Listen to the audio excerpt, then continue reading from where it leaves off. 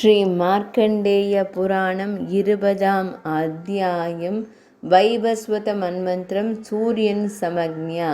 விவஸ்வான் என்ற சூரியன் விஸ்வகர்மாவின் புதல்வியான சமக்ஞாவை திருமணம் செய்து கொண்டார். அவர்களுக்கு பிறந்த மகன் மனு.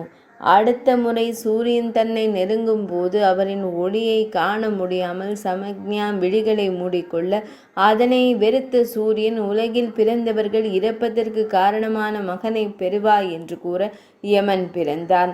அடுத்த முறை அவன் நெருங்கும் போது அவள் கண் இமைகள் படபடவென இமைத்ததால் ஓரிடத்தில் நிற்காமல் ஓடுகின்ற நதியான யமுனை தோன்றினாள்.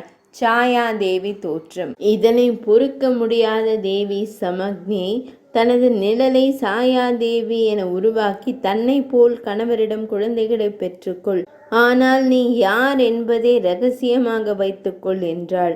சாயாதேவியும் அதற்கு இணங்கினாள். ஆனால் தன் மீது கோபம் கொண்டு தன்னை சபிக்க முயன்றால் உண்மையை கூறிவிடுவேன் என்றாள். பின்னர் சமக்ஞா தேவி தன் தந்தையிடம் சென்று நடந்ததை கூற, அவள் மகனை கணவன் இல்லத்திற்கே செல்வாய் என்று அறிவுரை கூறினார். அதற்கு மனமில்லாத அவள் உத்ரகுரு என்னும் வனத்திற்கு சென்று கணவனின் தாபம் குறைய தவம் இயற்றி வந்தாள். இந்நிலையில் சாயாதேவிக்கு 2 குழந்தைகள் பிறந்தன. ஆண் ஒன்று சனி, பெண் ஒன்று தபதி. ஒரு சமயம் சாயாதேவி மாற்றான் தாய் குழந்தைகளை சரியாக கவனிக்காததால் யமன் கோபம் கொண்டு மாற்றான் தாயை உதைக்க காலை தூக்கினார். அப்போது சாயாதேவி அவன் கால் அழுகிட சாபம் தந்தாள். இதன் மூலம் உண்மையை சூரிய தேவர் அறிந்தார். அவர் உடனே சமக்ஞாவை தேடி விஸ்வகர்மாவிடம் சென்று கேட்க, அவர் நிகழ்ந்ததை கூறி அவள் உத்தரகுரு வனத்தில் பெண் குதிரையாகி திரிவதாக கூற, சூரியன் அவளை தேடி சென்று கண்டு ஆண் குதிரை வடிவில் இன்பம் துய்த்தான். அவர்களுக்கு அஸ்வினி தேவர்கள் என்னும் தேவ வைத்தியர்கள் தோன்றினர்.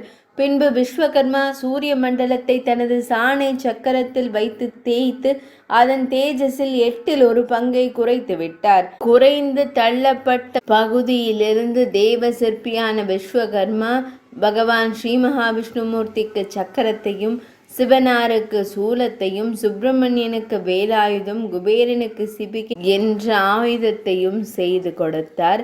இந்த வரலாறும் மேலும் விவரங்களும் விஷ்ணு புராணத்திலும் உள்ளது. விவஸ்வான் என்ற சூரிய புதல்வனான மனுவின் பெயரால் தொடங்கியது வைவஸ்வத மன்வந்திரம் எனப்பட்டது.